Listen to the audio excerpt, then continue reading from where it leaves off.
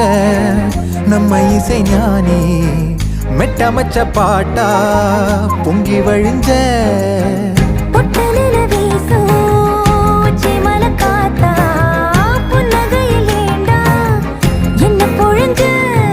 சாராயம் இல்லாம சாஞ்சேண்டி கண்ணால